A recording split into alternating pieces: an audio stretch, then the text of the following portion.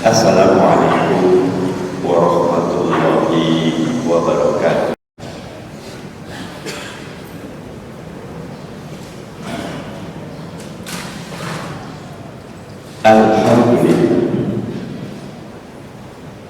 Alhamdulillahilladzi arsala rasulahu bil huda wa dinil haqq liyuzhirahu 'ala ad-dini kulli wa kafaa billahi shahida wa kafaa billahi waliyya. Asyhadu an la ilaha illallah wahdahu la syarika lah wa asyhadu anna Muhammadan abduhu wa rasuluhu la nabiyya ba'dahu. Allahumma shalli wa sallim ala sayyidina Muhammadin wa ala alihi wa sahbihi wa barik wasallam. Usikum wa iyaya bitaqwallahi la'allakum turhamun la'allakum tahtadun. Allah Ta'ala fil Qur'anil Karim, a'udzu billahi minasyaitonir rajim. Bismillahirrahmanirrahim. Ya ayyuhalladzina amanu taqullaha haqqa tuqatih wa la tamutunna illa wa antum muslimun. Wa qala ta'ala aidan kuntum khayra ummatin ukhrijat lin-nasi ta'muruna bil ma'ruf wa tanhauna 'anil munkar wa tu'minuna billah ila akhir ayat. Qala Rasulullah sallallahu alaihi wasallam talabul ilmi fardhatun 'ala kulli muslim aw kama qala Rasulullah sallallahu alaihi wasallam. Sadaqallahul azim wa sadaqar rasulul karim wa nahnu ala dzalika lasyahid. Amma ba'd. Para hadirin jamaah sidang Jumat Masjid Manarul Amal rahimahumullah. Khatib izin mengangkat tema tentang membangun kekuatan intelektual umat. Ada yang paradok saat ini. Islam dikenal sebagai dinul ilmi, agama ilmu. Bahkan kalau kita lihat khasanah kekuatan intelektual kita, ada Al-Khawarizmi, ada Ibnu Sina, ada Ibnu Rus. Nanti kalau kita lihat lebih detail lagi, lebih banyak lagi kontribusi, karena antara abad ke-7 sampai abad ke-14 bahkan Cordoba disebut City of Light, kota cahaya, karena memang sangat bercahaya secara harfiah, atau memang di situ tempat ilmu, di mana ilmu betul-betul menjadi salah satu kekuatan utama umat Islam. Sebetulnya itu sesuatu yang inline. Hadirin sidang Jumat rahimahullah, ayat yang pertama kali turun ketika baginda Nabi menerima di Gua Hira bukan perintah sholat, bukan perintah zakat, bukan perintah puasa, tetapi perintah untuk membaca. Iqra bismi rabbikal ladzi khalaq. Bentuknya fi'il amal, kata kerja perintah, diikuti. Kalau kita lihat, khatib sempat membaca walaupun tidak banyak ayat-ayat yang turun di awal kenabian, rata-rata di Mekah, makanya disebut dengan surat Makkiyah atau periode Mekah. Banyak ayat-ayatnya dimulakan dengan pertanyaan. Ara'aital ladzi yukadzibu biddin, alam tara kaifa fa'ala rabbuka bi ashabil fil, hal ataka haditsul ghasyiyah. Itu kalimat tanya. Bagi sebagian kita yang belajar tentang pedagogi, cara mengajar, ilmu mengajar yang baik, guru atau dosen itu dalam rangka merangsang intelektual atau academic exercise suka memberikan pertanyaan. sebelum memberikan kerangka teori agar ada perhatian. Bahkan Al-Quran itu satu ayatnya itu qat'i, pasti jadi rujukan, syifa, huda, rahmah. Jadi hadirin nanti kalau pulang ke rumah, coba lihat surat Al-Baqarah ayat 260. Itu fragmen sebuah intelektual discourse, kalau kita bilangnya, diskusi intelektual yang tajam antara baginda Nabi Ibrahim dengan Allah Subhanahu wa taala. Ketika Nabi Ibrahim bertanya, "Ya Rabbi, kaifa tuhyil mauta?" Wahai Tuhanku, gimana sih cara menghidupkan yang mati? Itu sesuatu pertanyaan fundamental dan substansial. Bahkan kalau ditanyakan dengan intention atau niat yang buruk, itu bisa berubah. Makanya Allah bertanya, afalam tu'min, apa kamu nggak beriman? Ada dialog. Apa tidak beriman? Bertanya ini. Nabi Ibrahim di ayat ini memberikan jawaban, bala walakin liyatma'inna qalbi. Tidak ya Allah, tapi biar hatiku menjadi tenang.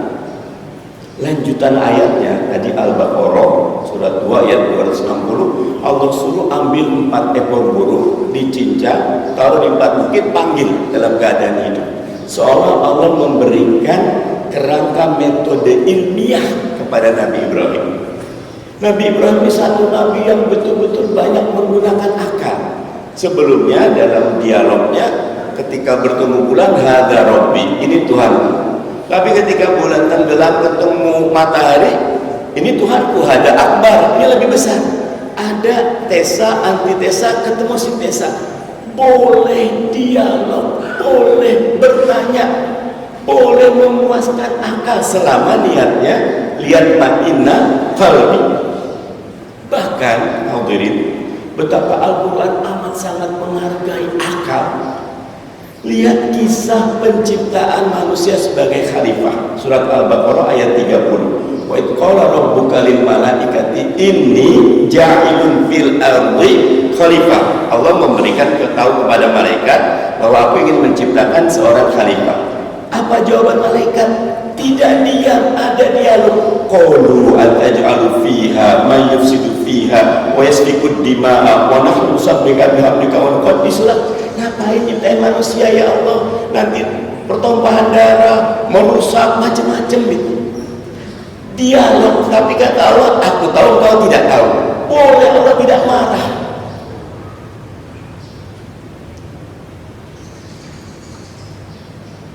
Bahkan lagi-lagi lihat surat Al-Baqarah ayat 282.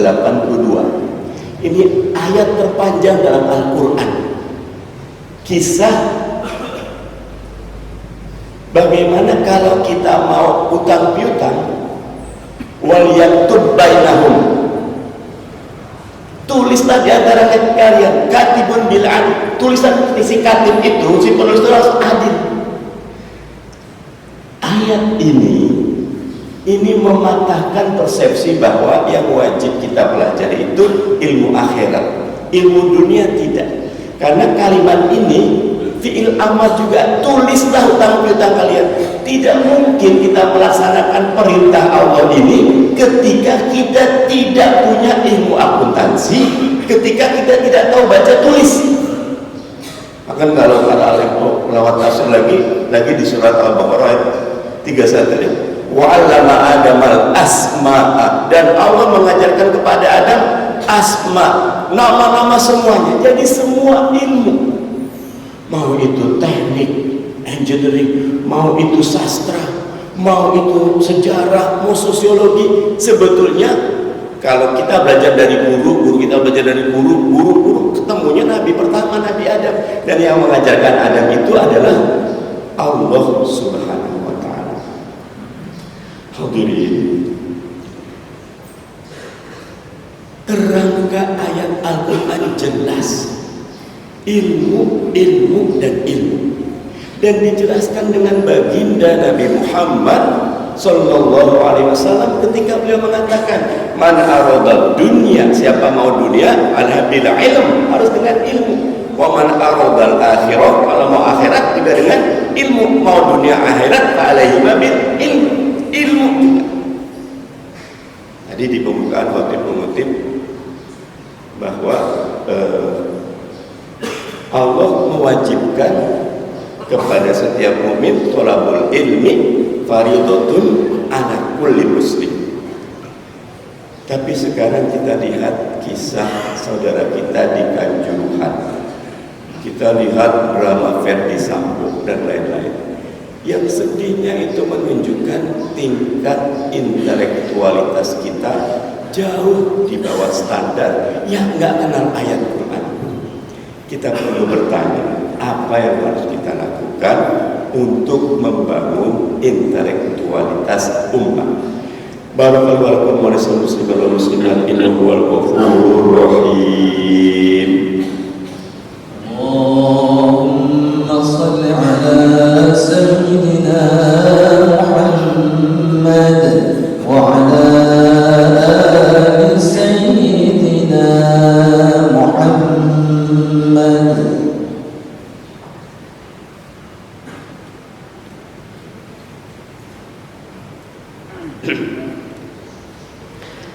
Bismillah, alhamdulillah, wassalatu wassalamu ala rasulillah Muhammad ibn Abdillah wa ala alihi wa sahbihi wa man tabi'ahum wa la hawla wa la quwwata illa billah, amma ba'd.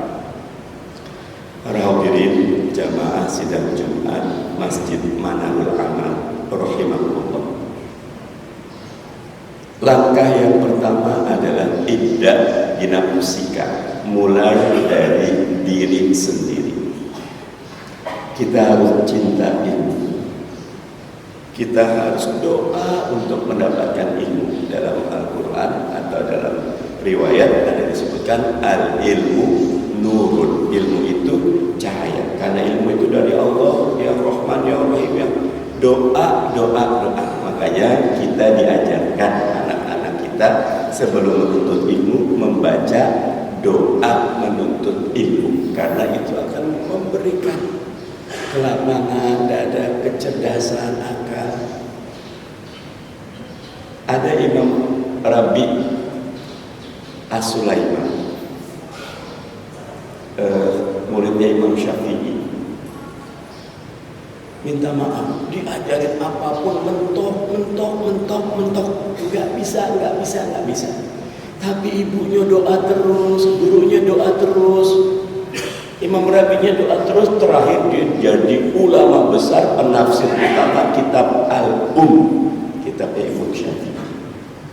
Jadi tidak ada yang tidak mungkin ketika kita betul-betul mencurahkan semua kemampuan. Kalau lagi-lagi mengutip Al-Quran, wala taqfu ma laysa laka bihi ilm, jangan lakukan apapun amalan yang tidak ada ilmu di dalamnya. Kalau Imam Hasan Al-Basri akan mengatakan amal tanpa ilmu lebih banyak mudaratnya ketimbang manfaat. Makanya ketika kita mau bekerja, mau mengambil keputusan, mau bicara, stop dulu, pause dulu, lihat dulu literasinya, lihat dulu kesimpulannya, lihat dulu risetnya, lihat dulu apa ilmunya. Misal mendidik anak. Zaman saya TV cuma satu, TVRI. Saya suka nonton OSIP. Anak saya TV ada RCTI, CTV apa. Cucu saya nggak lihat itu semua. Lihatnya gadget unlimited. Cara mendidik saya, cara mendidik anak dan beda. You cannot find a new land with an old map. Kita tidak dapat menemukan pulau baru dengan peta yang lama. Makanya menuntut ilmu itu madal hayat. Nabi Musa yang sudah membawa rombongan yang melewatin Fir'aun, melewati Laut Merah dan segala macam, tetap pada ujungnya disuruh belajar kepada Nabi Khidir. padahal dia udah di puncak pengetahuan. Tidak, karena ilmu terus berkembang. Makanya di surat Al-Kahfi, kalau seluruh pohon dijadikan pena dan seluruh samudra dijadikan tinta untuk menuliskan kalimat Allah, tidak mungkin bisa. Justru punten nyuwun sewu, makin berilmu seperti padi, makin rendah hati. Para ulama, Imam besar Maliki, Hambali, Hanafi, kalau ditanya enggak tahu, mohon maaf saya tidak tahu bab ini. Menjawab tidak tahu itu tidak tabu, tidak buruk, justru menunjukkan kerendahan hati. Tidak bisa kita membangun intelektualitas kecuali diri sendiri dulu berubah. Yang kedua, keluarga. Ada ulama berpesan, buatlah perpustakaan keluarga sekecil apapun. Hadirin, ada yang mewarisi harta, ada yang mewarisi institusi, tetapi warisan ilmu itu yang paling utama. Dari ilmu nanti mengantarkan kepada iman. Tidak ada iman tanpa ilmu. Biasakan ajak anak-anak ke toko buku. Nah, saya punya pengalaman, saya punya banyak anak, saya bawa anak saya minta maaf ke Gramedia 2 jam, kayak ngangon kambing karena anak saya 9. Udah, saya suruh lihat gitu loh. 2 jam kemudian, udah kumpul beli es krim aja di McD atau apa. Oh, itu udah bahagia mereka. Saya baca sendiri, saya lihat bola, saya lihat kayak sana otomotif segala macam. Biasakan untuk membangun budaya ilmiah di rumah. Tanya pendapat anak. Nabi Ibrahim ketika dapat mimpi untuk melakukan kurban, nanya dulu kepada Nabi Ismail anaknya, "Mada taro, apa pendapatmu?" Hadirin, anak-anak kita berat sekali.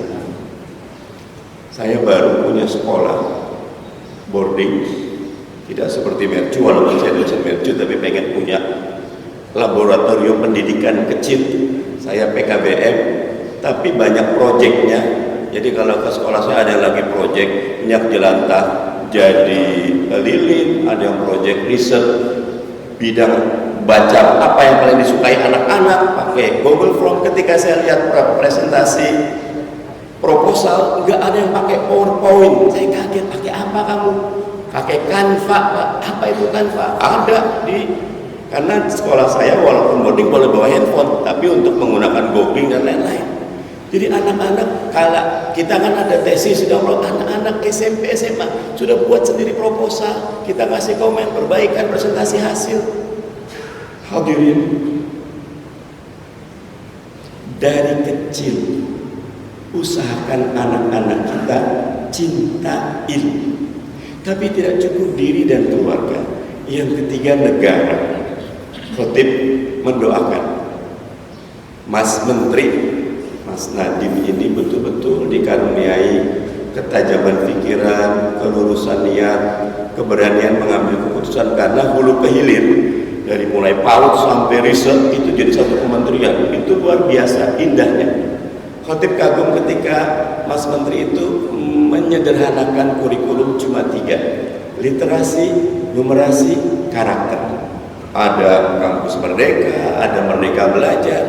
Khotib punya pengalaman kecil ketika ada program POP, program organisasi penggerak. Khotib diundang di satu TV itu.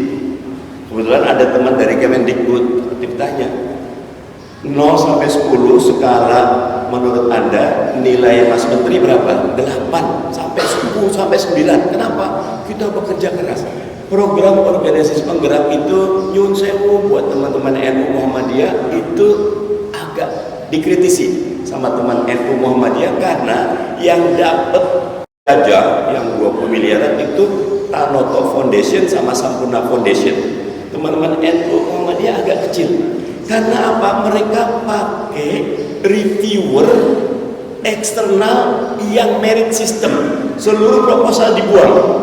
Dari NU Muhammadiyah dari mana pun dibuang. Cuma terlihat kontennya saja. Konten ini yang dinilai, dipanggil, diajak diskusi.